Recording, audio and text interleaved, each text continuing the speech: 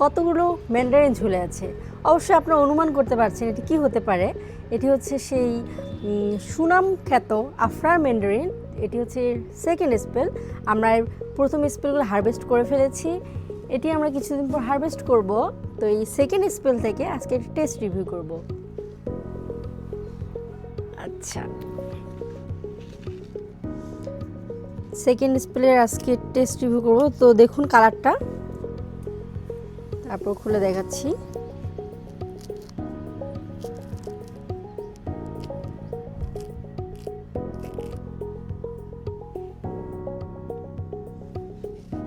আচ্ছা, খেয়ে দেখি। গন্ধ বেরোচ্ছে দেখছি। হ্যাঁ, অনেক তীব্র গন্ধ, অরেঞ্জের গন্ধ বের হয়ে গেছে।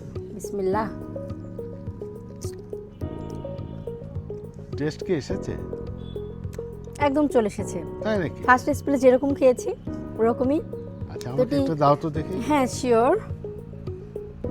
এটি নিঃসন্দেহে খুবই ভালো একটি জাত, কারণ হচ্ছে অলরেডি আমরা হারভেস্ট করেছি, আবার পাচ্ছি, আবার হারভেস্ট করব। অথচ এখন অন্যান্য ভ্যারাইটিতে কিন্তু ফল নেই, আর আমরা তখনও এটি গাছ থেকে পেরে এই ফলটি খাচ্ছি। তো আর আমার মনে হয় 7 থেকে 10 দিন পরে খেলে মিষ্টতাটা আরো অনেক বাড়বে, তাই না? কিন্তু টেস্ট কিন্তু চলে চলে এসেছে। আসছে।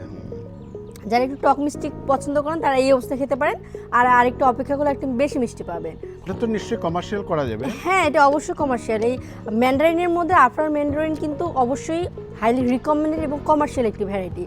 তো রোগবালাই কেমন, ড্রপিং কেমন? এর ড্রপিং খুবই কম, এটির চমৎকার একটি গুণ বলবো আমি। এবং আপনারা এই আফরার ম্যান্ডারিনের যারা আমাদের করিম গার্ডেন থেকে কালেক্ট করতে পারেন। ততক্ষণ পর্যন্ত ভালো থাকুন, সুস্থ থাকুন। আল্লাহ হাফেজ।